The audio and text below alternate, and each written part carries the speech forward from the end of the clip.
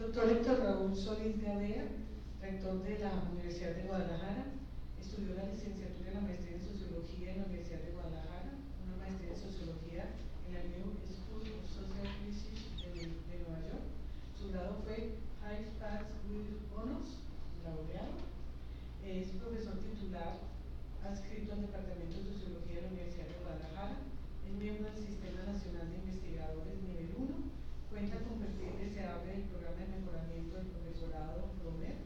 Actualmente imparte cursos en las licenciaturas en Sociología, Estudios Políticos y Gobierno, más 9 y el Problema de la Racionalidad Social, Teoría Política y Social 1. Sus temas de investigación y docencia son la teoría social y política, la democracia, la modernidad, la filosofía política, el sistema político mexicano y jalisciense. Es editorialista del periódico Milenio Jalisco, doctor Héctor Raúl Solís Gadea, rector de la universidad. Mil gracias por acompañarnos. Mil gracias por la invitación. Bueno, debo aclarar que yo soy rector del Centro Universitario de Ciencias Sociales y Humanidades. La Universidad de Guadalajara es una especie de red, sistema, digámoslo así. Está dividido en 15 centros universitarios. El sistema de educación media superior y el sistema de universidad virtual. En la ciudad de Guadalajara existen 6 campus o centros, cada uno dedicado a una temática del conocimiento distinta, como ciencias de la salud, ingenierías, etc. Y en este caso, aquí estamos en el Centro Universitario de Ciencias Sociales y Humanidades. Tenemos 2 campus porque estamos en proceso de trasladarnos a este nuevo campus que estamos construyendo. ¿Verdad que no me doy la espalda? Sí, bueno, si quieren, mejor, ¿verdad? Sí. Y bueno, para mí resulta muy estimulante tener esta oportunidad. Espero que también para ustedes. No sé si la vida los va a llevar algún día a ocupar algún cargo directivo en una universidad, o naturalmente tendrán que hacer investigación como ya la hacen, o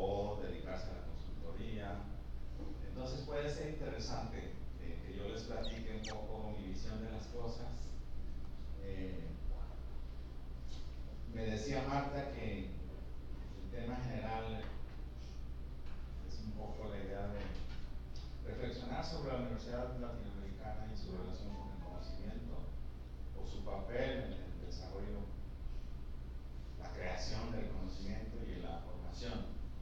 Entonces, bueno, el tema es tan amplio como se quiera y tan complicado como se pueda.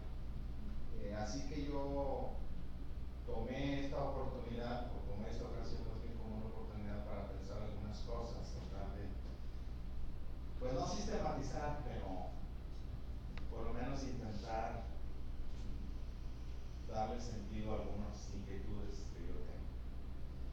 Entonces, en ese sentido, lo que voy a hacer, si les parece, no sé cuánto tiempo disponemos. Una hora. A lo mejor podemos,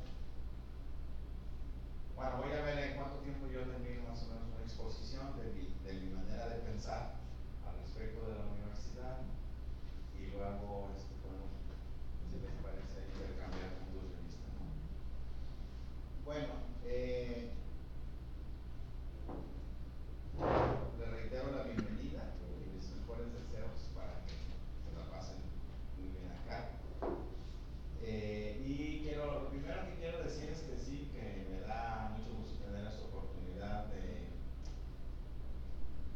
hacer un alto en el camino y pensar hacia dónde vamos, dónde estamos, y un poco reflexionar acerca de qué fuerzas, qué procesos, qué tendencias, diría yo, hasta cierto punto arrastran a las universidades latinoamericanas, dónde quisiéramos ir, en qué sentido quisiéramos nosotros transitar, qué creemos que podemos hacer.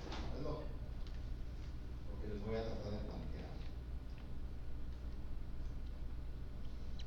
Naturalmente, el hecho de intentar una reflexión de este carácter implica poner en juego ciertos valores, ciertos principios, cierto criterio de actuación, lo que podríamos considerar como liderazgo, ¿no? Y no nada más pensar los problemas desde una perspectiva, digamos, burocrática. Yo creo que, y no sé cuántos de ustedes tengan algún cargo administrativo, directivo, pero algo que ocurre mucho es que la dinámica cotidiana de los procesos, los procedimientos, absorbe mucho y limitan paradójicamente la capacidad de pensar y discutir. De manera que si nos planteamos la reflexión acerca de dónde estamos situados, en función sobre todo de lo que nos proponemos hacer como institución, pues eso resulta muy fructífero y, como les decía, pone en juego nuestras capacidades de liderazgo. Yo lo que les voy a decir está muy remitido a mi propia experiencia. Naturalmente, la Universidad de Guadalajara es parte de México y México es parte de Latinoamérica, así que seguramente encontrarán elementos de coincidencia, porque además muchas de las tendencias actuales y muchos de los procesos en los que están inmersas las universidades pues son continentales o hasta globales. De manera que voy a partir de platicarles mi experiencia, mi visión, y seguramente podremos extrapolar algunas cosas hacia el resto del subcontinente. Yo creo que ya son varias décadas desde que nuestras universidades están recibiendo la influencia de poderosas fuerzas económicas, políticas y culturales que las conducen por una senda determinada de modernización institucional. Así le llamaría yo en un primer momento, por lo menos. Estamos, por diversas razones, siendo arrastrados por esas tendencias que nos han obligado, a veces de gana o a veces de fuerza o a veces queriéndolo o no, a iniciar procesos de modernización institucional. Pero al mismo tiempo, estas tendencias nos someten a las universidades a una cantidad muy grande de exigencias y tensiones, muchas veces contradictorias, que resultan muy difíciles a veces de manejar. Y esa sería mi tesis central. Yo, pues a partir de esta oportunidad, que me agradezco, estoy desarrollando un texto. Así que bueno, he titulado el texto La universidad en una época de tensiones sin solución. Entonces, lo que creo es que la universidad como institución está sometida a la acción de fuerzas políticas, económicas, culturales, administrativas, etc., que provocan su modernización, pero al mismo tiempo la sumergen en un campo de contradicciones y de tensiones que creo que no tienen solución. Probablemente tienen manejo, pero no solución. Por una parte, o mejor dicho, lo que describiría un poquito con más detalle este proceso de modernización es que vivimos, hablo yo como sociólogo, procesos de burocratización y racionalización que las están convirtiendo en entidades muy complejas. Si se fijan, les acabo de decir que la Universidad de Guadalajara es una red que tiene 15 centros universitarios, 6 en la zona metropolitana, 9 en el resto del estado, un sistema de educación preparatoria, bachillerato, un sistema de universidad virtual, pero hay también una administración general muy compleja. Hay un vicerrector, hay una oficina de internacionalización, hay una oficina de procesos académicos donde se gestionan las becas, donde se revisan las cuestiones curriculares, donde se hacen las evaluaciones, y le puedo nombrar más y más y más estructuras. Y esas estructuras también las reproducimos al interior. Marta es la coordinadora de investigación, tenemos un coordinador de posgrado, hay una abogada, hay una oficina de servicios académicos, y más y más y más y más. Les puedo seguir platicando todo. Entonces, yo creo que las universidades se están convirtiendo en entidades muy complejas, compuestas de muchas estructuras internas y con mecanismos de gobernanza cada vez más exigentes, pero no necesariamente más eficaces, y con procesos de gestión interior que demandan mayores capacidades de coordinación entre los actores de la vida universitaria y hacia el exterior, con actores externos, con entidades externas del sector público, del sector social, productivo, etc. La universidad contemporánea está cada vez más tecnologizada. Naturalmente es parte del proceso que hemos vivido de influencia y desarrollo de las tecnologías de la información. Y ahora, a lo mejor, somos presas de una suerte de fetichización de la tecnología. El caso, para bien o para mal, es que estamos cada vez más sujetos a la influencia de este factor tecnológico. Por otro lado, naturalmente, lo saben ustedes, las universidades crecientemente buscan ofrecer opciones profesionales que respondan a los nuevos mercados de trabajo, y también buscan construir relaciones de colaboración más estrechas con las empresas mediante la transferencia de conocimiento y tecnología. Las universidades, en suma, y estoy hablando en general por la universidad pública, pero sé que muchos de estos rasgos los comparten, sobre todo las universidades privadas de calidad. Las universidades, en síntesis, cada vez más se ven a sí mismas y son vistas a sí mismas desde el Estado y las élites económicas como un factor de la economía. Es algo que llama mucho la atención. Quizá los que son muy jóvenes no lo perciban, pero enfrentamos cada vez más la exigencia de ser, diría yo, un factor estratégico en el crecimiento económico de las sociedades. Por otro lado, las universidades cada vez más están sujetas a la necesidad de internacionalizarse y adaptarse mejor a las necesidades de estudiantes que habitan un mundo globalizado, o facilitar procurar una formación que les permita a los estudiantes, a su vez, adaptarse mejor en un mundo globalizado y con formas de circulación de la información mucho más accesibles, lo cual exige para nosotros que los conocimientos que obtengan aquí en el aula o en la biblioteca, etcétera, tengan valor agregado que los distinga del conocimiento que pueden adquirir por la libre, digamos, en la internet o en general en el mundo, en los circuitos digitalizados del conocimiento, etcétera. Diría yo que obviamente no estoy diciendo nada que ustedes no sepan, pero al menos ese ha sido el proceso de pensamiento que he seguido. La universidad contemporánea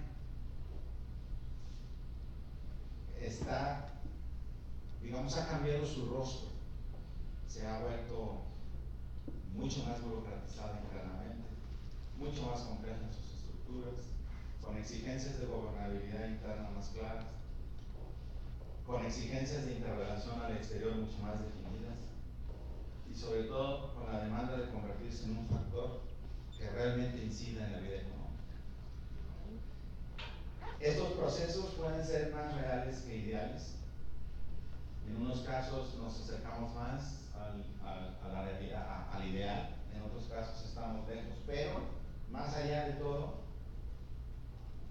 lo cierto es que el imaginario en el que se mueve la universidad es justamente ese que me acabo de referir.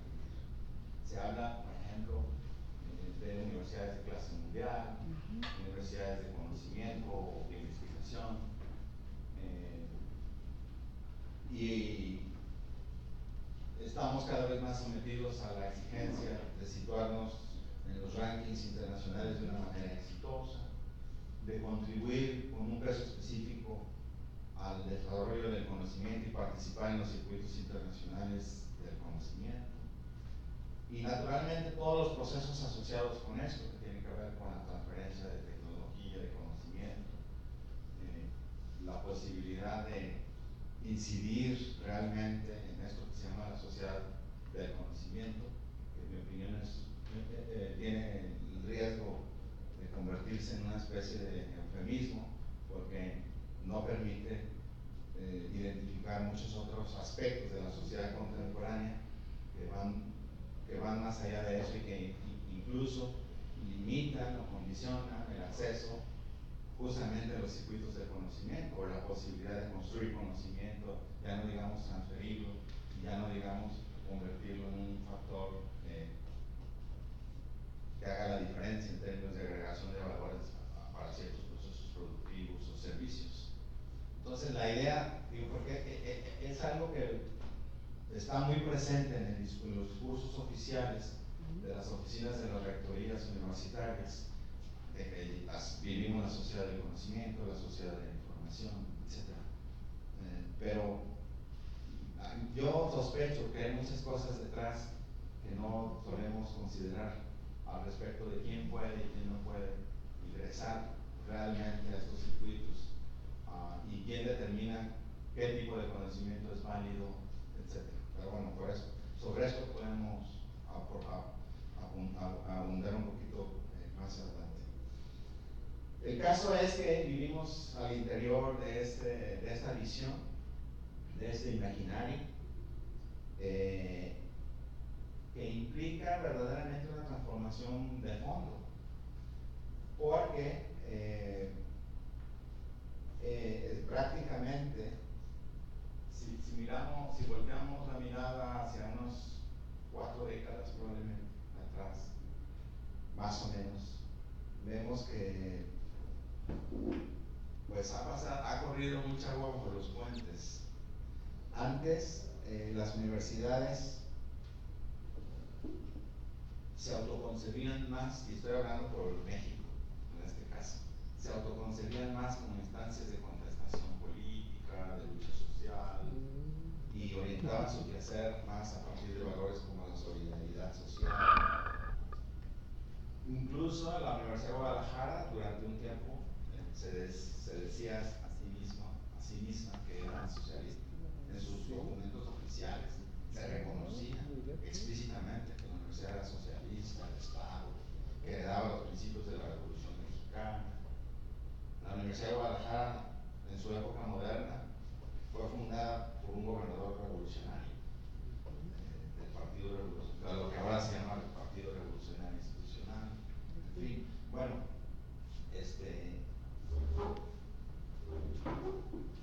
¿qué fue lo que pasó que nos transformó? Yo diría una cosa, digamos, no simple, pero más bien en síntesis lo describiría en estos términos.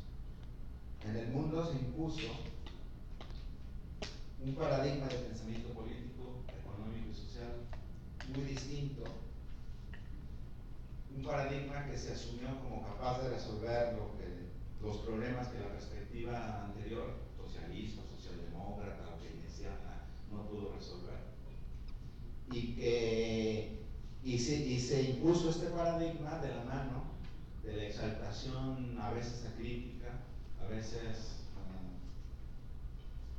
irreflexiva de la globalización y sus posibilidades. Se impuso de la mano de la llegada de la democracia liberal y representativa.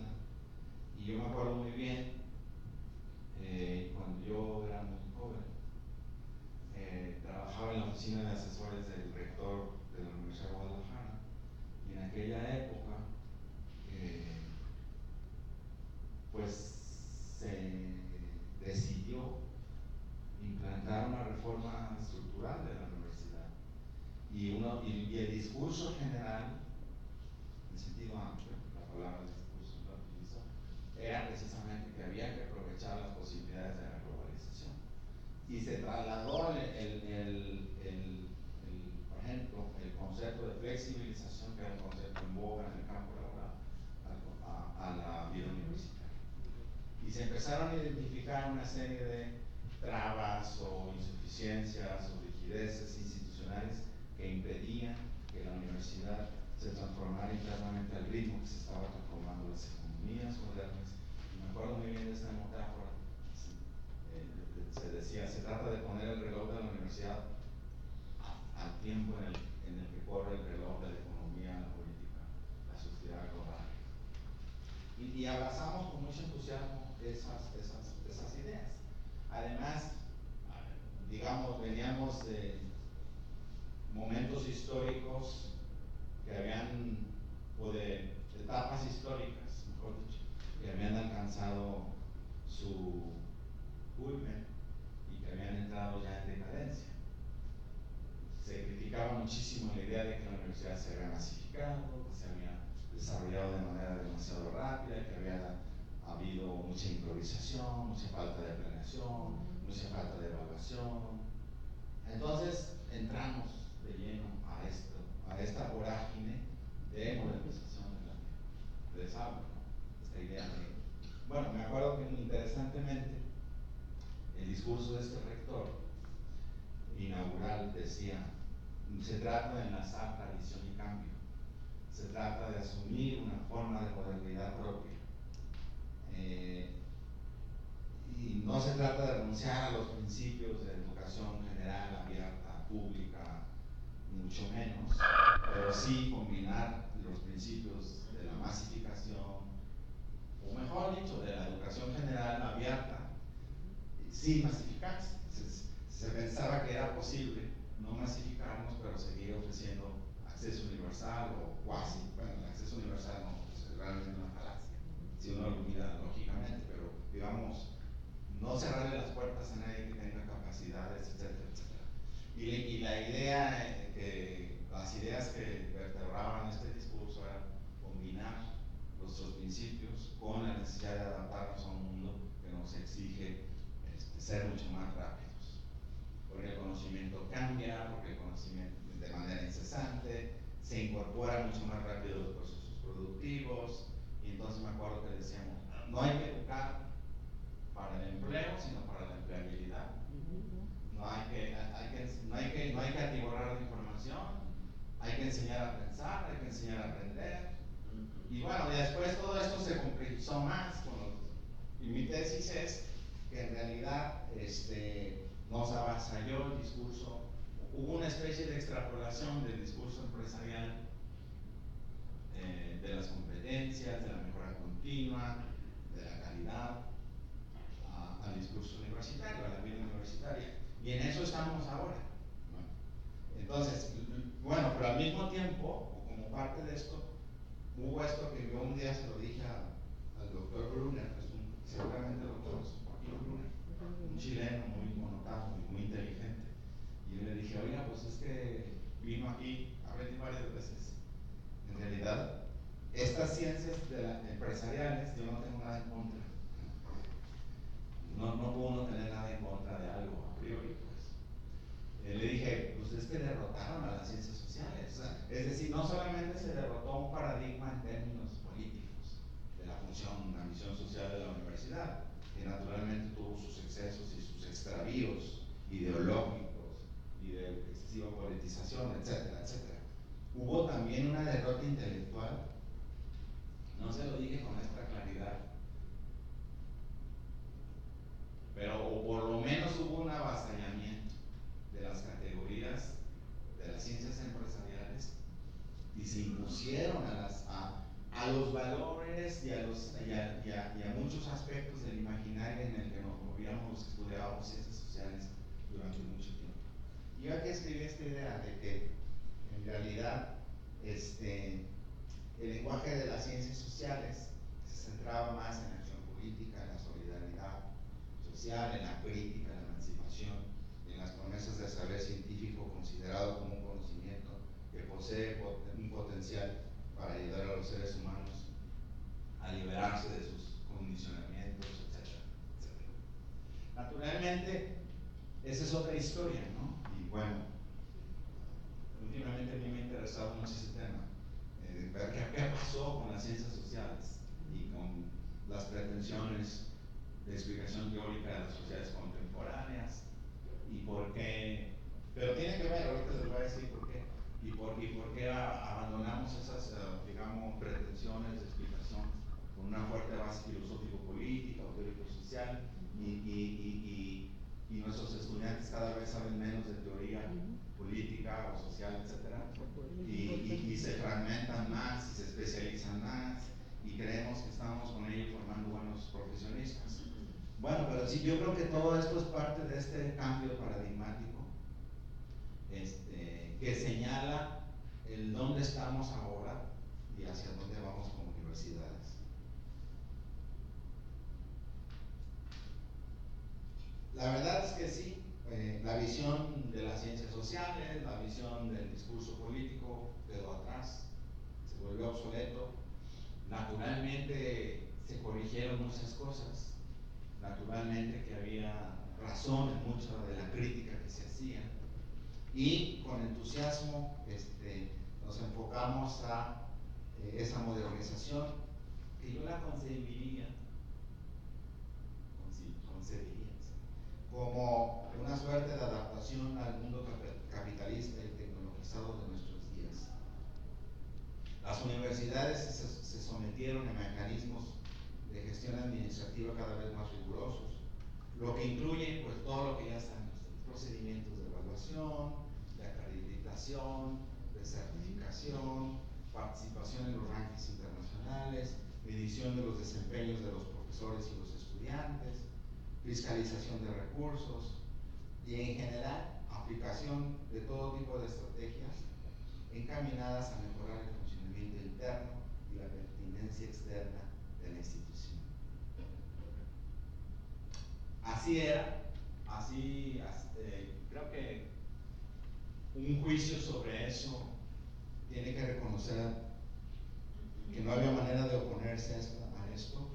Y bueno, viene a cuento este análisis porque en México vivimos una suerte de impasse en términos de que al parecer el actual gobierno federal nos ha dejado un poco, no tiene propiamente un discurso, una estrategia, como que ha venido viviendo de la inercia de lo que lograron los gobiernos anteriores. Entonces hay una inquietud ahora en la comunidad de las políticas de educación superior, en las asociaciones, entre algunos rectores de importantes universidades, por proponer nuevas o una revisión de estas políticas que al parecer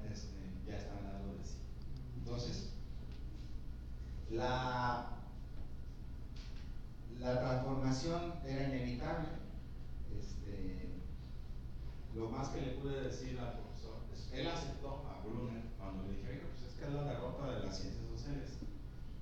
Pues sí, es que lo único que le puedo decir yo, y estuve de acuerdo, el problema es que el discurso empresarial no nos sirve para determinar el concepto de la calidad. O sea, ¿qué es la calidad? O sea, es lo mismo la calidad de una empresa que hace pantalones en desfile a la calidad de una institución cuyo objeto de trabajo debe ser el conocimiento, las ideas, los hallazgos, la creatividad, el pensamiento. Allí es donde nosotros, creo, tendríamos muchísimo que decir y no lo hemos hecho. Entonces, creo, pues, que la universidad ha vivido una especie de adaptación necesaria y comprensible, pero acrítica a los imperativos. Yo escribía a los imperativos del mercado, pero eso es justamente lo que quiero decir. No sé si la palabra imperativos del mercado es precisa, no sé si mejor es decir a los imperativos del discurso o a los imperativos de la idea que tenemos del mercado.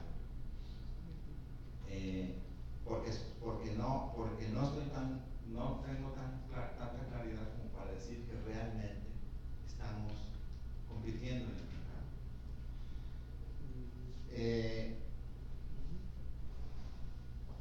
Es cierto que estamos sometidos a muchísimas más exigencias. Los subsidios cada vez más tienen que ver con los resultados que obtengamos en nuestras acreditaciones y evaluaciones. Y esa es una suerte de lógica mercantil, naturalmente. En México no ocurre lo que pasa en países como Chile, donde los estudiantes tienen una especie de voucher, según entiendo, que les permite tener la libertad de elegir la universidad a la que quieran estudiar. Yo durante un tiempo, lo que pasa es que ese es el problema, ¿no? Durante un tiempo pensaba que esto era una buena medida. Seguramente alguno de ustedes no ha estudiado el tema, pero bueno, nada es sencillo. Todo tiene consecuencias indeseadas, negativas. Y también eso ha creado sus problemas. Y en fin, bueno, eso a lo mejor podrán algunos de ustedes compartir algún conocimiento al respecto. Al mismo tiempo que nos hemos sometido a estos imperativos de la idea de mercado, hemos sufrido una relativa retirada del apoyo del Estado, no solamente en términos de no necesariamente, en términos de la disminución de los subsidios, aunque eso hay que revisarlo, pero por lo menos sí en términos de que las universidades públicas parecen no formar parte de la estrategia económica central que impulsan las élites que dirigen al Estado mexicano. En todo caso, los subsidios recientemente, como dije, se entregan considerando los rendimientos alcanzados por las instituciones de educación superior, lo que las somete a una especie de lógica semi-mercantil. Pero me parece muy grave lo que acabo yo de decir, que da la impresión de que la universidad es prescindible, es decir, no es que no recibamos apoyo, es que el apoyo, bueno, en realidad no es suficiente, pero es que la universidad no se concibe como parte de una estrategia general de desarrollo de la nación. Es prescindible en ese sentido,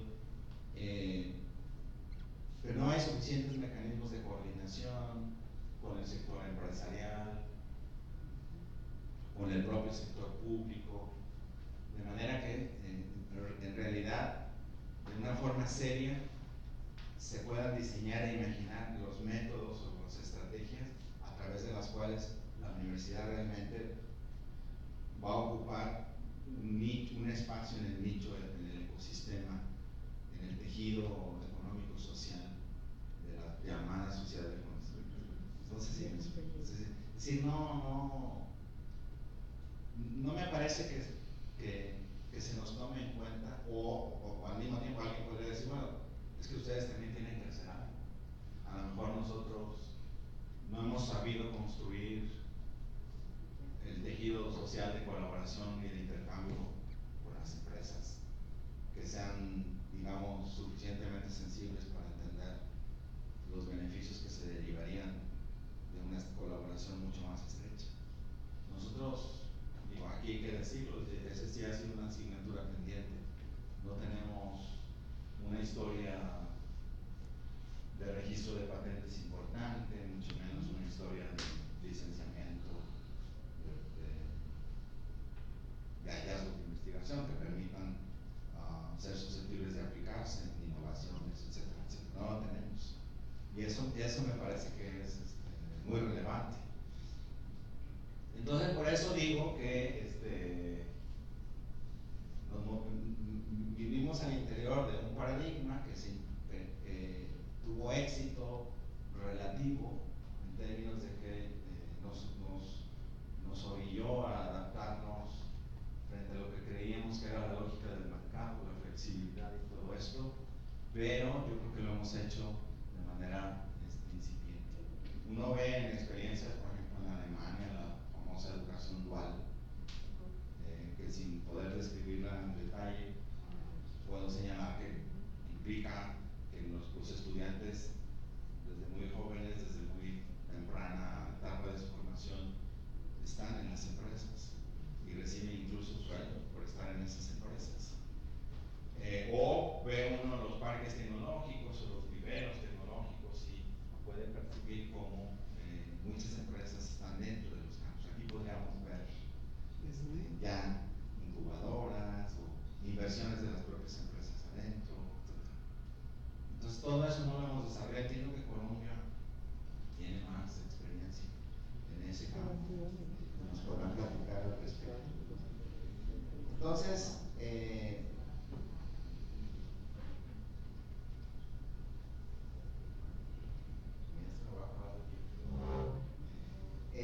yo lo que creo es que la universidad pública, sobre todo, ha vivido durante las últimas décadas una enorme presión por modernizarse internamente, por someterse a ciertos procedimientos administrativos de evaluación y de control que la preparen para adaptarse mejor a un mundo que se autoasume como de innovación constante, de circulación abierta de conocimientos, y en el que el éxito o el fracaso de las naciones dependen de la medida en que el conocimiento gravite realmente alrededor de los procesos productivos y de servicios.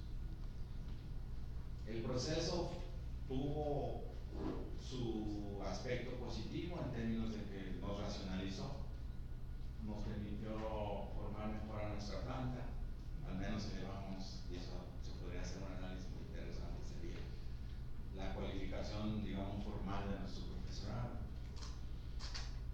Modificamos planes de estudios, diversificamos estructuras, pero ¿cuál es el balance final de todo ese esfuerzo? Creo que es momento de pensarlo y determinar con la mayor claridad posible qué nos dejó todo esto, ¿no?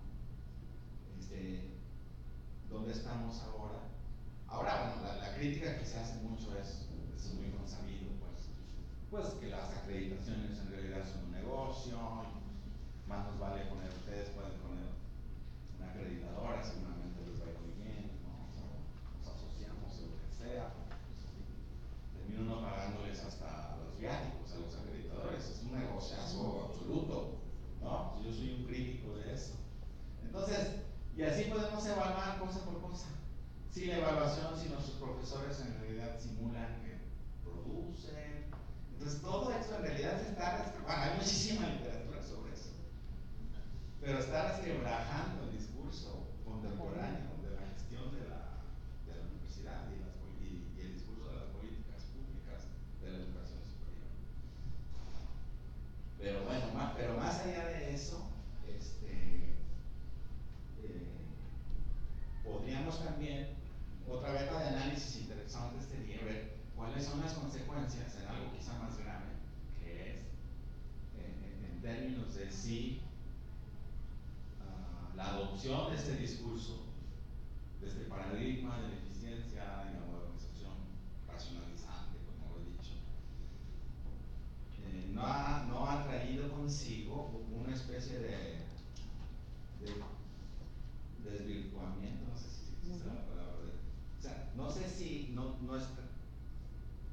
la concepción que nosotros tenemos de nosotros mismos como universidad incluso se esté erosionando, a tal grado que estamos olvidando cuál es nuestra misión civilizatoria, de dónde venimos y cuáles son los valores que debemos perseguir. Y eso me parece más grave todavía. Es decir,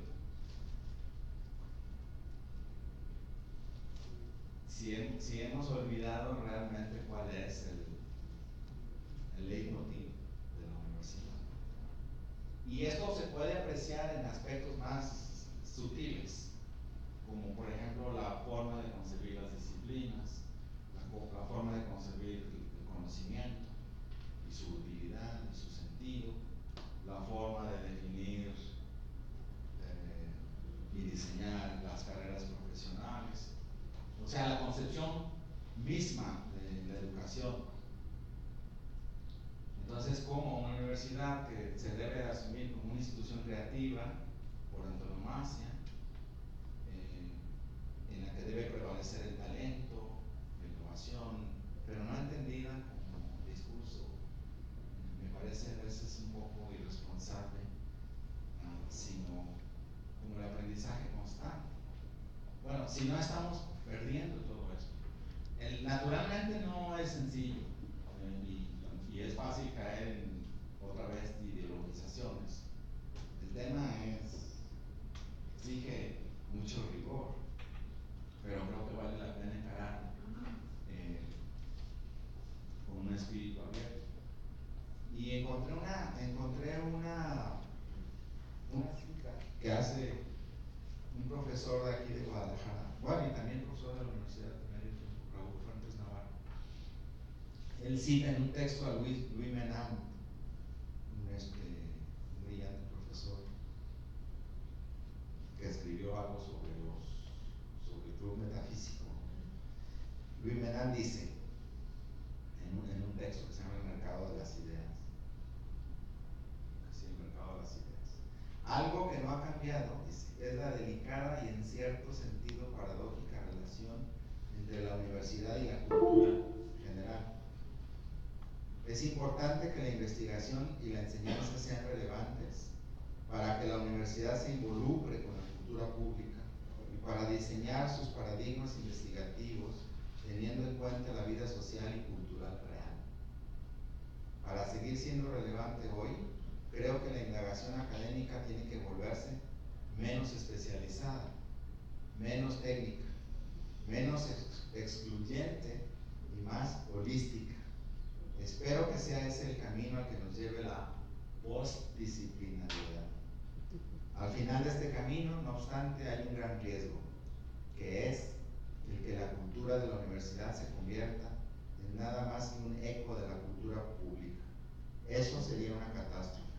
La tarea académica en una sociedad libre es servir a la cultura pública, haciendo las preguntas que el público no quiere formular, investigando los asuntos que otros no pueden o no quieren investigar, haciendo espacio a las voces que no tienen lugar o que son rechazadas. Los académicos necesitan mirar el mundo para ver qué clases de conocimiento y qué clases de enseñanza tienen que elaborarse y cómo pueden organizarse mejor para hacerlo, pero necesitan ignorar la insistencia del mundo para que reproduzcan su imagen. A mí me gustó mucho. Si quieren que lo repita un par de veces. Seguro. ¿Cómo? Sí. Sí les lo repito. Es que primero está esta tesis de que dice algo que no ha cambiado es la delicada y en cierto sentido paradójica relación entre la universidad y la cultura general. Es importante que la investigación y la enseñanza sean relevantes para que la universidad se involucre con la cultura pública y para diseñar sus paradigmas investigativos teniendo en cuenta la vida social y cultural real. Para seguir siendo relevante, creo que la indagación académica tiene que volverse menos especializada, menos técnica, menos excluyente y más holística. Espero que ese sea el camino al que nos lleve la postdisciplinariedad. Al final de este camino, no obstante, hay un gran riesgo, que es el que la cultura de la universidad se convierta en nada más que un eco de la cultura pública. Eso sería una catástrofe.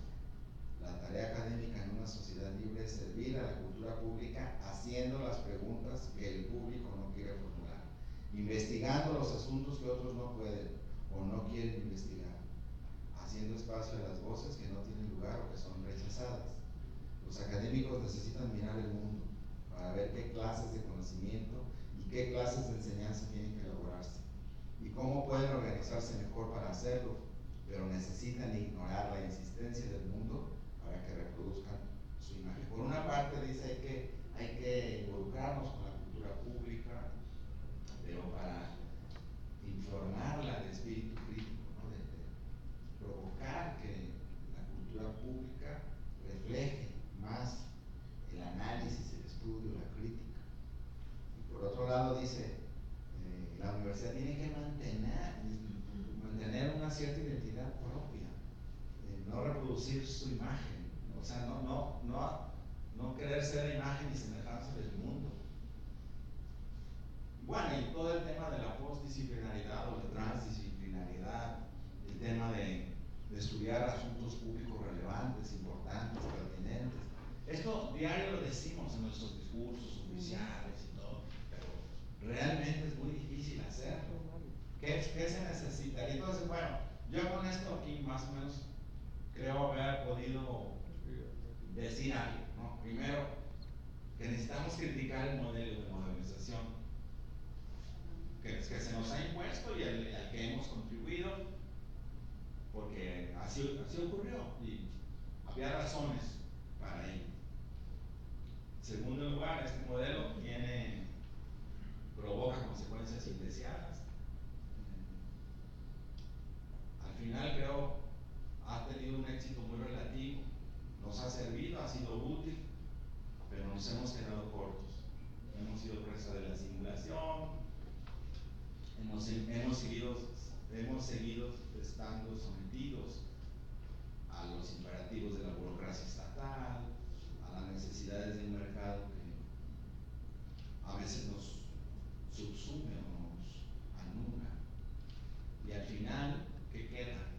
La pregunta, o lo que debería de quedar en nuestro espíritu de investigación, de análisis, de producción de conocimientos, entendido como la capacidad de iluminar desde perspectivas distintas la realidad.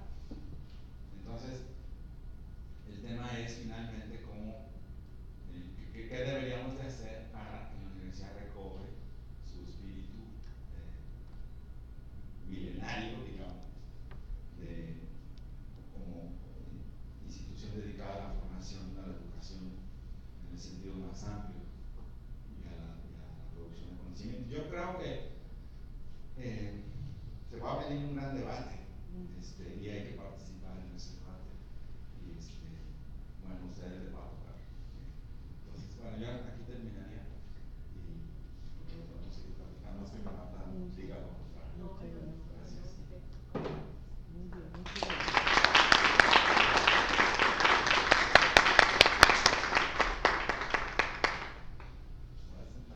Desde aquí. ¿Lo dejo solo allá? ¿Sí? ¿Cómo? No, sí, yo me ¿sí? voy a agarrar una silla. Bueno, sí, mucho más cercano. Sí. Es que me acerco acá porque también el foco No molesta. Bueno, doctor Héctor, muchas gracias. De verdad que pues, yo voy a hablar es como profesora, como latinoamericana, y como alguien que realmente siente una obligación ética y política en relación a pensar el saber. Y el saber en este caso con el deber de las universidades, no como un deber moral, sino como una responsabilidad que tenemos en América Latina, las universidades latinoamericanas. De hecho, pues comparto yo personalmente todo lo que usted ha planteado. Hace más o menos desde el año 2000 vengo investigando sobre universidad. Con Antropos en una época hicimos un texto con el doctor Arellano en Venezuela, del Grupo de Educación y Comunicación de la Universidad Los Libertadores, y con el doctor Alberto Martínez de la Universidad Pedagógica Nacional, que se llamó Universidad y Verdad. Era una serie que se llamaba Repensar la Educación, eso fue hace 17 años. Nos hacíamos las preguntas que usted ahorita nos trae también y que no han tenido respuesta. Una de ellas, y ahorita acompaña una tesis que se llama Identidades de las Universidades Latinoamericanas entre las tensiones del saber, el contexto y el mercado. Y bueno, muy promisoria, esperemos que termine igual de promisoria, porque normalmente los tesistas se llenan de mucho afán ya por concluir, por tener el título, y yo digo que a veces son obras de arte que no se pueden apresurar, ¿no? Y con base entonces en esa atención de lo que usted conversa, pues a nosotros en las universidades, en este caso privadas, pero no necesariamente empresariales, en Colombia, nos pasa exactamente lo mismo. Es decir, una de las grandes dificultades que tenemos, por un lado, es que también nos obliga la modernización a traicionar de alguna manera nuestras propias identidades culturales, y con cultura quiero reseñar un poco lo que consideramos son los capitales simbólicos que nos constituyen como sujetos sociales y por lo tanto también sujetos políticos. Y creemos que la gran riqueza que tenemos ahorita en Latinoamérica es esa obligación perentoria ante la globalización y la localización de no perder esta identidad cultural, como lo veíamos ayer me da mucha... ¿Cómo es? Tlaquepaque. ¿Sí? En Tlaquepaque, que ustedes son absolutamente, dijéramos, abundantes de haber protegido no solo el patrimonio arquitectónico o artístico, sino también este patrimonio de lo que somos ser sujetos de Latinoamérica. Con base en ello, una primera obligación que tenemos para nosotros, pues cuando hablo nosotros es todos los que uno cree que comparten lo que uno piensa, ¿no? Es la posibilidad de volvernos a repensar y reencontrarnos para entender que nuestras formas de producción de saber desde la universidad no son exclusiva y necesariamente raciocéntricas, como en un momento nos lo propuso la cultura académica de la universidad eurocéntrica, que en principio la recibimos en la conquista y luego la retomamos de los anglosajones o la escuela francesa, y en el cual pues el hecho de que no seamos raciocéntricos no quiere decir que no produzcamos saber y razonabilidad, ¿no? Entonces creo que una de nuestras misiones perentorias es esa. De hecho, como un grupo muy grande de los investigadores de la Claxo en América Latina, 26.000 investigadores que se reunieron en Medellín en el 2016, bueno, que en ese momento la voz la tenía el expresidente Pepe Mujica, pero que Boaventura de Sousa, etcétera, Catherine Walsh, Aníbal Quijano, Eduardo Lender, todos los del grupo de discusión colonialidad o modernidad, lo primero que se replanteaban para las universidades latinoamericanas es, bueno, ¿quiénes somos? ¿Qué hemos sido? ¿Cómo pensamos? ¿Cómo enseñamos? ¿Cómo transmitimos saberes? Y con base en ello también hay una responsabilidad social inevitable. Podemos ser una universidad privada, pero igual la compartimos. Nosotros venimos de unas regiones bien, dijéramos, devastadas por la crisis económica, de la globalización, desposeídas, donde la pauperización se vuelve galopante, ¿no? Uno lo recorre, claro, nosotros le traíamos lo de los paisajes porque siempre queremos mostrar aquello que todavía nos queda, pero que también las economías extractivas, especialmente nosotros en Colombia, las economías mineras nos están devastando frente a la presión del mercado, ¿sí? Y ahora que usted hablaba de una palabra, decía, el mercado como agenciador constituyó la educación, y especialmente la educación también superior, como una mercancía altamente cualificada, y para nosotros entonces ante la pauperización social, que como le digo cada vez es mucho más vertiginosa, aparentemente en un modelo de desarrollo y progreso, aparentemente, pues porque también tenemos la tarea de la modernización, vamos mirando la incapacidad de que la pirámide realmente se invierta tanto en la universidad superior pública como privada, y vemos la incapacidad de que los sujetos nos planteemos una resistencia económica a esa pauperización. Entonces las universidades de este movimiento que hace la Claxo también ven que en Bolivia, en Perú, en Ecuador, pues a mí me encantaría que hubiera sido una charla con el doctor Brunner, que también nos visita frecuentemente allá en la Santo Tomás, y pues que de alguna manera él plantea como en burbuja la política de educación superior latinoamericana, como si por ejecutarla lográramos el desarrollo, entre comillas, modernización. Entonces, con base en eso, creo que la responsabilidad, y creo que ya son varias universidades que se han constituido en red, es pensar que no es anacrónico retornar a la misión de que la universidad sí necesita transformar lo social, ¿sí?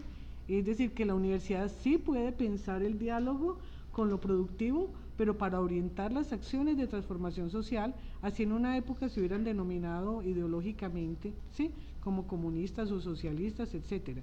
Nosotros creemos que hay una responsabilidad ético-política, pues vuelvo y digo nosotros porque uno habla así como con ese colectivo imaginario. Bueno, entonces tendríamos otra segunda intención a esa reflexión que usted plantea en la Universidad Latinoamericana y del Caribe, que es la responsabilidad social, ¿sí? Y en esa responsabilidad social hay una tercerización de la economía, hay un desdibujamiento de los derechos económicos, culturales y sociales, que se han vuelto también mercancías, que nos lo trajo el neoliberalismo y el post-neoliberalismo. Nosotros somos un país terriblemente golpeado por la repetición del modelo chileno, que lo trajeron de los tigres asiáticos. Entonces nos ha tocado en carne propia ver el desposeimiento de las conquistas laborales de los años 60, ahorita el anuncio de la quiebra de los fondos de pensiones privados, en los cuales las 3/4 partes de la población no va a tener, ya no solo los jóvenes, ¿sí?, pero ya no va a tener jubilación, ¿no? Porque obviamente eso se entregó al capital privado. Y ahorita, por ejemplo, la huelga que tenemos con Avianca, que amenazó tanto la llegada nuestra, es terrible en Colombia porque nosotros vemos ahora cómo estamos históricamente ante como una multinacional, ante la inercia de un gobierno nacional que no protege a sus trabajadores, está imponiendo la ilegalidad de una huelga legal, ¿sí? Entonces, con base en ello, ¿cómo no pensar la educación superior privada o pública, que tiene responsabilidad social y económica y tiene que volver a repensarse que estos no son los únicos modelos de desarrollo, así nos los hayan propuesto como exclusivos o excluyentes por toda esta colonialidad económica que seguimos viviendo, por lo menos nosotros, y yo sé que muchos países de América Latina y del Caribe, en el nuevo gobierno de Trump, que no es el nuevo gobierno de Trump, sino que siempre ha sido la geopolítica del conocimiento. Y la última como reflexión que estamos haciendo al interior de los dos doctorados, ¿sí?, en el de Santo Tomás en la línea de educación, derechos humanos y ciudadanías, y en el de San Buenaventura Cali, en el suroccidente colombiano, que es bien intercultural como ustedes. Nosotros tenemos muchos grupos de comunidades indígenas, también campesinos, también mestizos, también tenemos afrocolombianos y negritudes coexistiendo en un modelo de universidad que no los convoca, porque seguimos pareciendo universidad raciocéntrica y eurocéntrica, en una contradicción con la realidad, con la cultura, con lo que ingresa, ¿sí? Entonces, esa otra obligación me la pienso en términos de que este doctorado tiene un énfasis investigativo que se llama Estudios Interculturales y Pensamiento Pedagógico Latinoamericano. Con la doctora Marta venimos conversando lentamente, ¿sí?, pues porque la idea es que sea de largo aliento en constituir una red de pedagogías latinoamericanas que incluya todos los niveles del sistema educativo, para pensarnos, ¿sí?, y proponernos en este concierto de lo que usted plantea en su charla sobre la Universidad Latinoamericana de esta forma distinta. Finalizo pues diciendo que pensar lo ético y lo político no es anacrónico, no es una añoranza de los años 60, ¿sí? Creo que es al contrario una forma de presentarle al mundo una identidad absolutamente necesaria para la red, como lo dice Boaventura Sosa y el doctor Adolfo Albán, en el suroccidente y el Pacífico de Colombia, una reexistencia, es decir, otra forma de existir que siempre pensamos que era subalternizada, que siempre pensamos que eran saberes menores, que eran saberes que había que educar, que había que controlar. Y en el tema de la calidad, con esto cierro, que también lo compartimos en las políticas de educación superior. Yo le traje a la doctora Marta un texto modesto, nosotros sí, no nos posicionamos ahora como pues los grandes intelectuales, ni tampoco porque tengamos que escalafonar los grupos de investigación o los investigadores.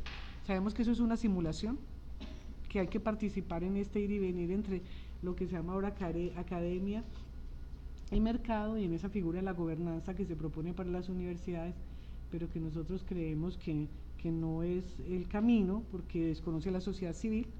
De hecho, Colombia no tenemos una sociedad civil organizada, nos estamos abocando a tener que tenerla, porque si no nos queda la pauperización como camino, y en las universidades los docentes como proletarios intelectuales, en los cuales realmente la protección no es mucha. Y entonces ese otro aspecto que usted mencionaba, para el que yo quería cerrar, que es parte de las políticas de educación superior en Latinoamérica y el Caribe, y que nosotros también la replicamos igual que lo hizo México en su momento cuando entró a los tratados de libre comercio, luego Chile, luego Argentina, luego Brasil, cuando cayeron las dictaduras, es esa discusión de la calidad, porque la calidad se volvió una simulación, la evaluación externa, la evaluación interna o la autoevaluación, la calidad, la acreditación, y paradójicamente, a mayor certificación de la calidad, menor legitimidad de la universidad y de los procesos. Entonces, pues lo anteriormente dicho, con el fin primero de felicitarlo y agradecerle, ¿sí?, como profesora que soy y como persona que me siento muy vinculada a mi región, sus palabras, porque sí se trata de que tenemos que hacer el alto en el camino, no sin dejar actuar, no sin impedirnos vincularnos.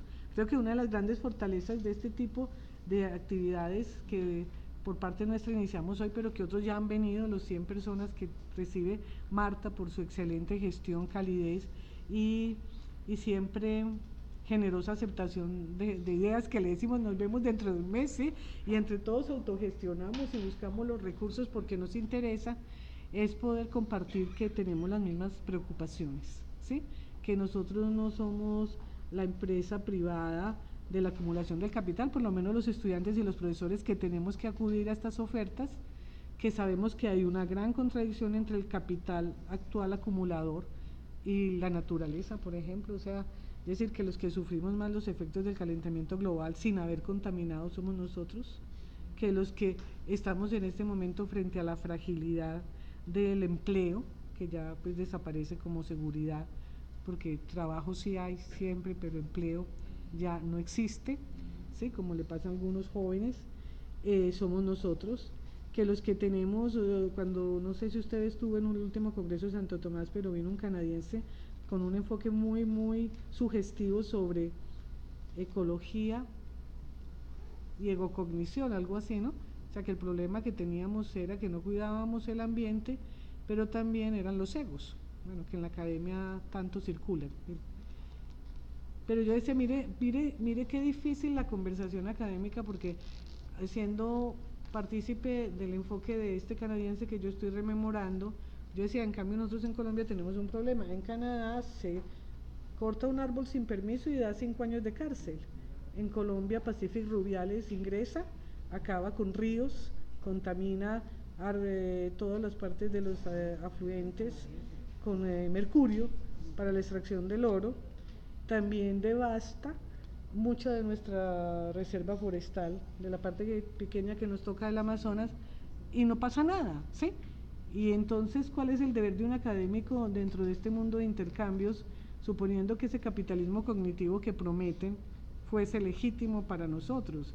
Sería que uno debería, es decir, pensarse no solamente las riquezas nacionales, sino las riquezas de patrimonio de la humanidad.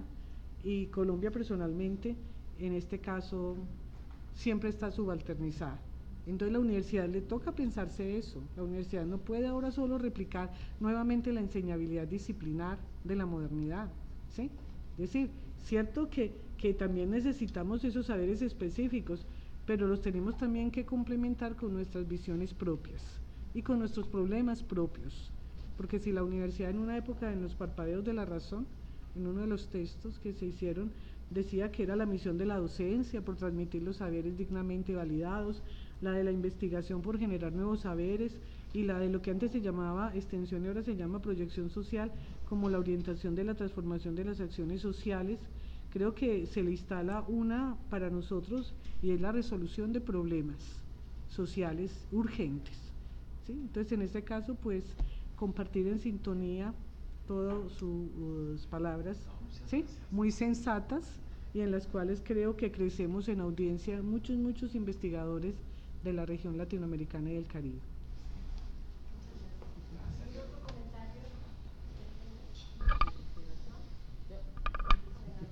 Bueno, yo tengo es como una inquietud. Bueno, es preocupante el nivel de certificaciones que hay, de acreditaciones que hay, 2.300 universidades en América Latina y cada vez están saliendo más universidades de garaje, donde sean. La gente cree en la educación, o sea, la inversión, por ejemplo, en Colombia está más del 50% de las remesas de lo que se recibe, que es un gran ingreso de Producto Interno Bruto. Ya no lo incluyen para la vivienda, sino la educación, o sea, la gente tiene una credibilidad en la educación. En estos días, pasando por el edificio de Ciencias Exactas, me llamó la atención algo que decía como que quieren captar de nuevo gente para los que han disertado de las carreras o algo y también del colegio, volverlo a incorporar. Me llamó muchísimo la atención porque pues siento que es necesario que los jóvenes lleguen a su bachillerato, lleguen a su profesión, se inscriben demasiado, salen muy pocos y esto hace un déficit de conocimiento en América Latina que se percibe. Quisiera conocer un poquito acerca de eso, cómo lo están haciendo. ¿Cómo estamos haciendo? ¿Cómo están reinsertando? ¿Cómo están atrapando de nuevo estos seres que se van quedando en las carreras y que después se vuelven desempleos, o sea, se vuelven un fracaso? Esa cara que hizo. No, no lo estamos haciendo realmente. Yo no lo veo, al menos nosotros no. No se está haciendo, pero sí hay letreros que dicen ahí afuera de Ciencias Exactas, hay letreros que dicen como, y eso me llamó muchísimo la atención. Aquí, eso lo veo. Sí. ¿Y qué decía el letrero exactamente? Que estaban en una política de reinsertar profesionales, de recuperación, y creo que también en un diario, El Occidental, también salió en primera página, debe ser el sábado. ¿De la detención será? El Occidental salía, en la primera página también salía de volver a captar los profesionales que van saliéndose, que desertan de las carreras. Sí, los estudiantes. Sí, no están enterados. No, me da pena. No, yo creo que es un vacío, un hueco. Yo creo que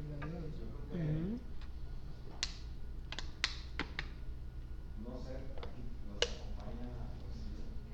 ¿Están haciendo algo? Ella es nuestra experta en temas de deserción, pero yo creo que debemos de tener que un 60% de eficiencia más o menos.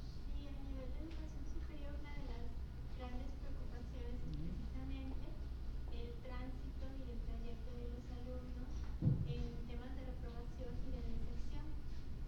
Posiblemente se estén haciendo algunos esfuerzos específicos en CUSEI para, a través de cursos remediales, poderlos nuevamente reincorporar, pudiera ser una opción. Otra, bien, posibilidades de diplomados duales que se están haciendo con la industria, que también permite la incorporación al mercado laboral al procurar ciertas competencias. Entonces yo creo que posiblemente en el área de ingeniería se estén haciendo esas acciones específicas.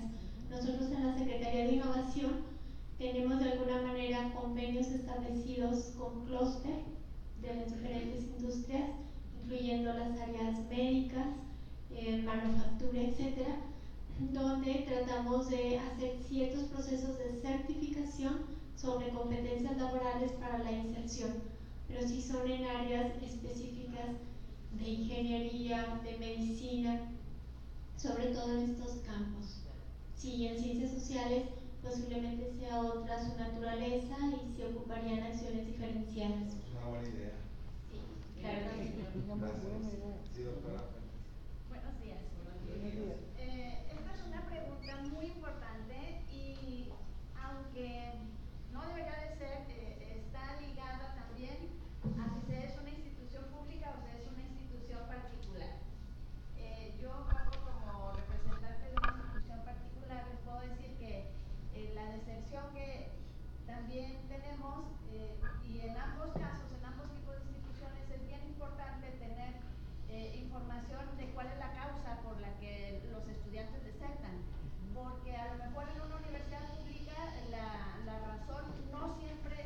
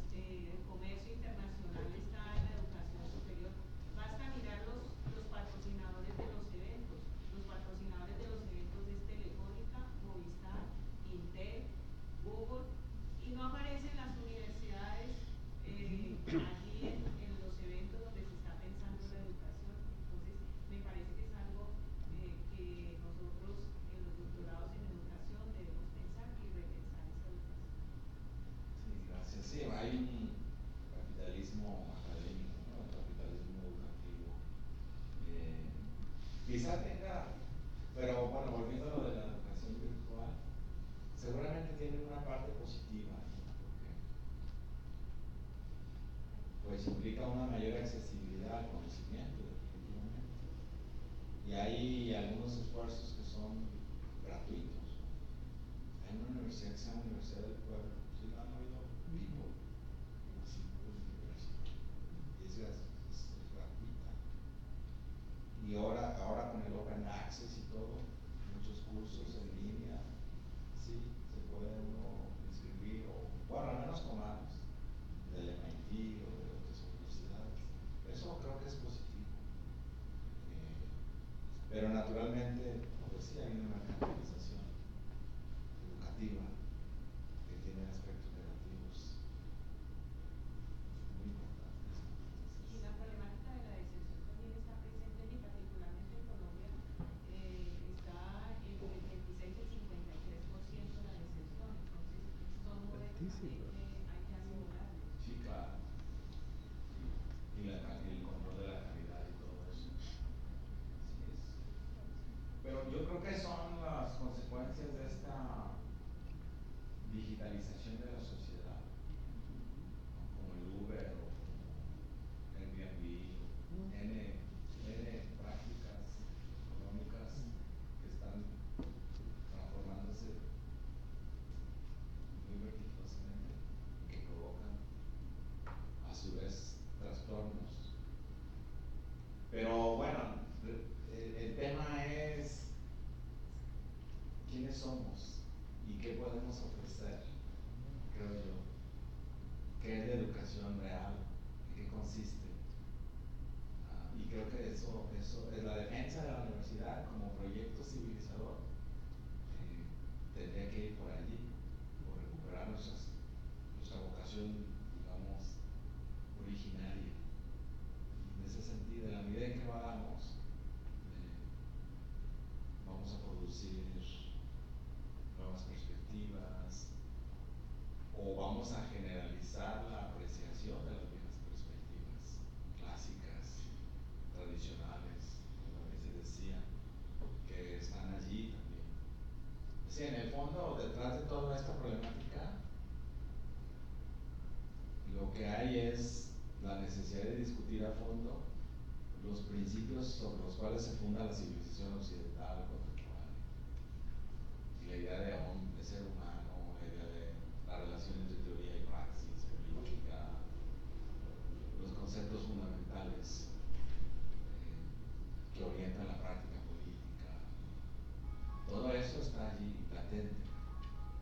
Entonces, deberíamos de ser capaces de recuperar ese espíritu en la universidad.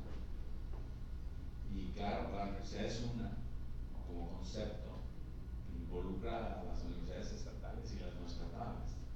Sí, pero tendríamos que iniciar una especie de movimiento intelectual de recuperación de estos principios, y partiendo mucho de una autocrítica, en términos de qué hacemos como profesores, qué hacemos o no hacemos como estudiantes. Creo que eso es muy importante. El trabajo es descomunal, la tarea por delante es enorme, pero implica sí la crítica a estas instituciones, a estas dinámicas, a estas formas de justificación de relaciones sociales que son, como aquí se dijo muy bien, en realidad excluyentes. Entonces, bueno, la universidad pública tiene más responsabilidad, creo yo, y pues nos toca empezar a decirlo, ¿no? Pero claro que el problema es que estamos sometidos a tensiones contradictorias, porque se nos exige ampliar la matrícula, y eso choca con el tema de la calidad. Entonces, y se nos pide que llenemos de clases a los profesores. Eso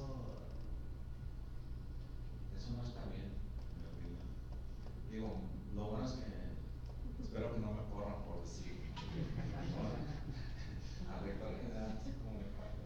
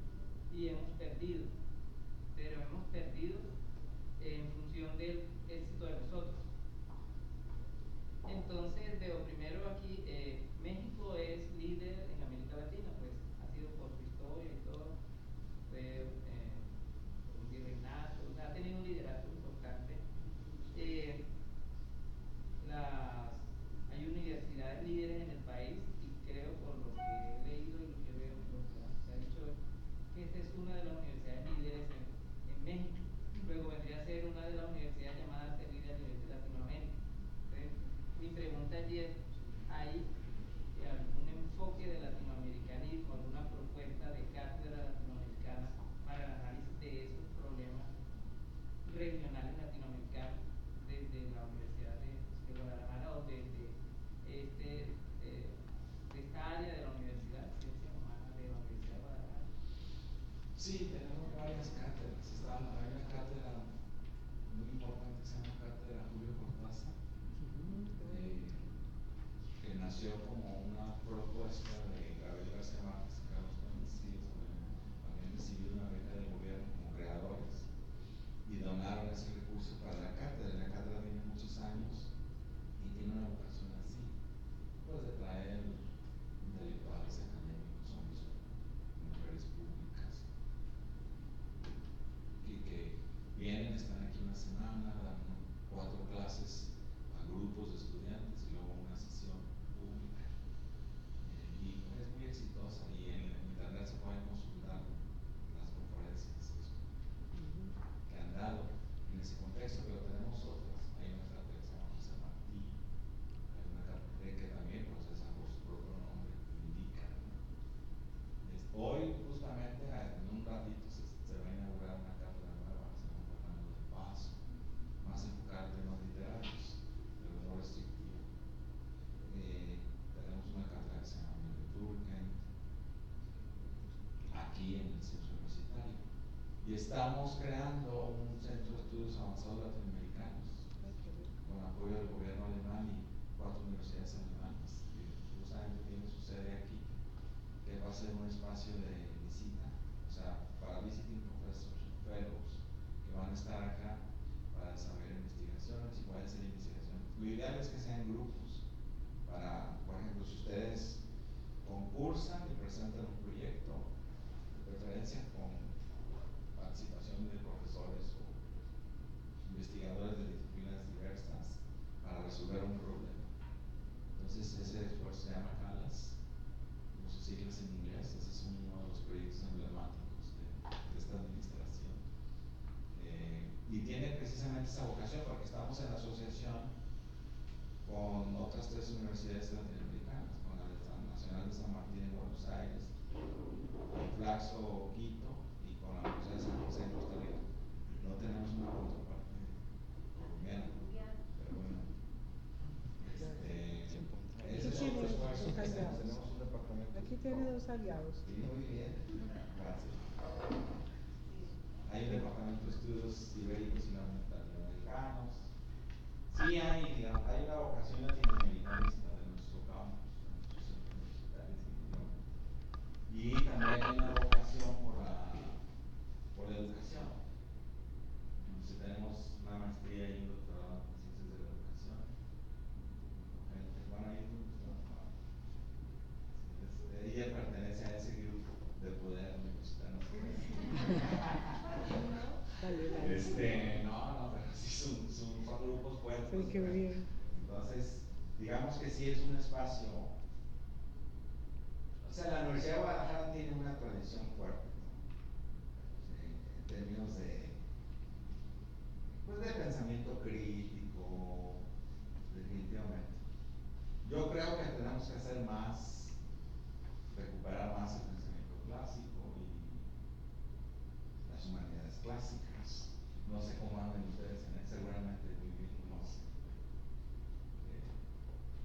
Bueno, yo luego les puedo platicar mis ideas al respecto de lo que necesitamos hacer. Pero lo invito. Mi asesora, le pueden preguntar también ahí.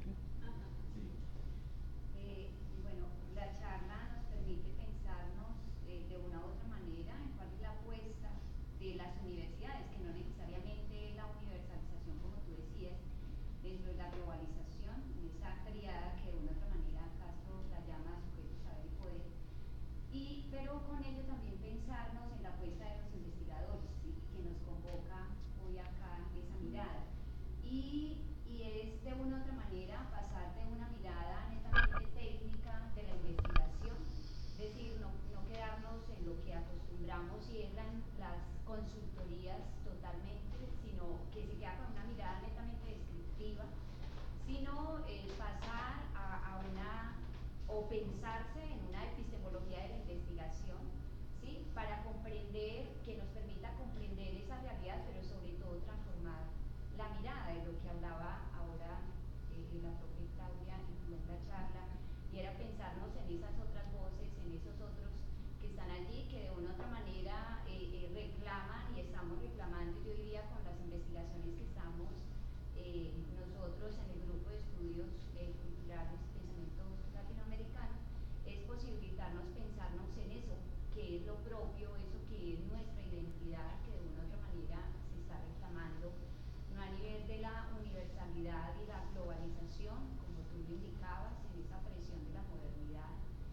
Entonces, la apuesta grande, nosotros que de una u otra manera estamos en la universidad, el llamado a la investigación dentro de ese campo de transformación de realidades.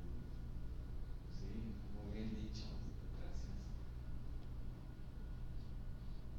Sí, yo creo que el conocimiento tiene una dimensión técnica que hay que respetar y desarrollar, empírica, analítica, pero naturalmente pues hay una polémica al respecto y creo que tiene mucho sentido esa polémica en términos de que no debemos dejar de lado las visiones filosóficas, valorativas, De acuerdo. hermenéuticas, comprensivas y de recuperación del punto de vista de los que no necesariamente desde el discurso, digamos, modernizante se toman en cuenta o se consideran como sujetos típicos, racionales, ¿no? Que comentaba que sea la profesora Claudia. Entonces, yo creo que sí, que se tiene que desarrollar eso muchísimo más. Precisamente en estos días estamos teniendo un debate en el departamento, tenemos dos posgrados en ciencia política y estamos discutiendo estos temas, sí, porque nuestros estudiantes nos cuesta mucho trabajo inculcarles en ellos o hacer que desarrollen capacidades analíticas. Esto es un problema muy complejo, ¿no? Digo, desde saber redactar hasta poder clarificar una idea, pero entender la lógica del conocimiento. Ya metidos, digamos, en la pura lógica empírico-analítica o causal explicativa, no resulta fácil determinar qué es una hipótesis, qué es un problema, la relación entre variables. Entonces, ya metidos allí es difícil. Entonces, pensábamos que necesitábamos formar mejor a nuestros estudiantes justamente en epistemología.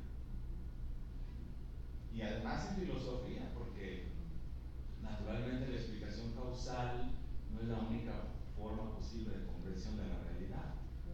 Obvio, digo, esa fue una ilusión que durante algún tiempo se tuvo, ¿no? Probablemente en algunas universidades. Pero bueno, ya está en crisis también esa perspectiva. Y quizá la idea de que la ciencia natural es el marco de referencia de la vida intelectual y, digamos, la aspiración del conocimiento máxima también está en crisis. Y hay otro tipo de saberes, ¿no? Como aquí se ha dicho.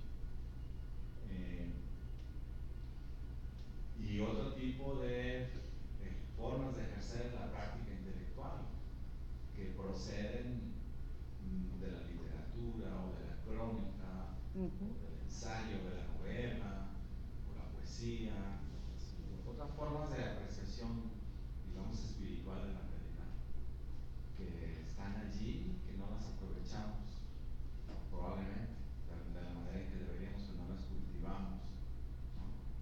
Pero, pues sí, en el fondo el asunto, a mí me cuesta trabajo poder verbalizar, pues tiene que ver con la creación de otra forma de pensar acerca de quiénes somos y qué hacemos. Yo no creo que debamos de romper con la idea de que finalmente algo de lo que hacemos, mucho de lo que pensamos procede de la vieja historia europea y clásica. Yo creo que debemos de mantener esa identidad al mismo tiempo que nos debemos enriquecer con lo que inmediatamente se presenta como más cercano, una apariencia, que es nuestro ser latinoamericano, indo, afro, ibero-latinoamericano, indo-afro-iberoamericano, por decirlo en términos, estirando a Mariátegui, por decirlo así. Entonces, pero es algo que creo que tenemos que discutir mucho, tenemos que estudiar mucho. O sea, en el fondo todo esto es, ¿cómo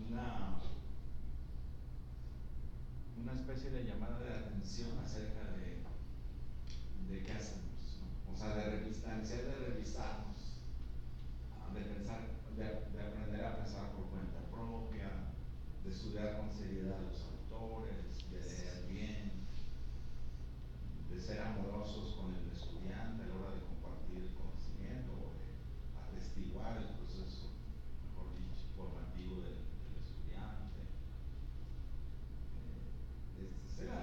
La universidad es un espacio extraordinario. Sí. Es decir, somos herederos de un legado maravilloso, ¿no?, de la humanidad, y hay que aprender a cuidarlo. Pero bueno, resulta una tarea compleja, pero la tenemos que hacer. Sí. Bueno, yo les agradezco, ¿sí? El doctor Héctor tiene unos compromisos, entiendo, ¿sí? En todo caso, de parte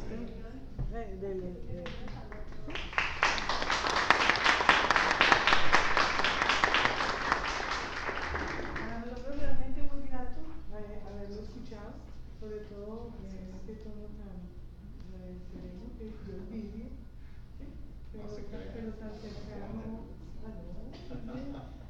más dulce, ¿no? Que para nosotros es también una reivindicación ahora en nuestros tornos de relacionarnos, así que muchas gracias y bienvenidos, nos esperamos allá, ¿sí?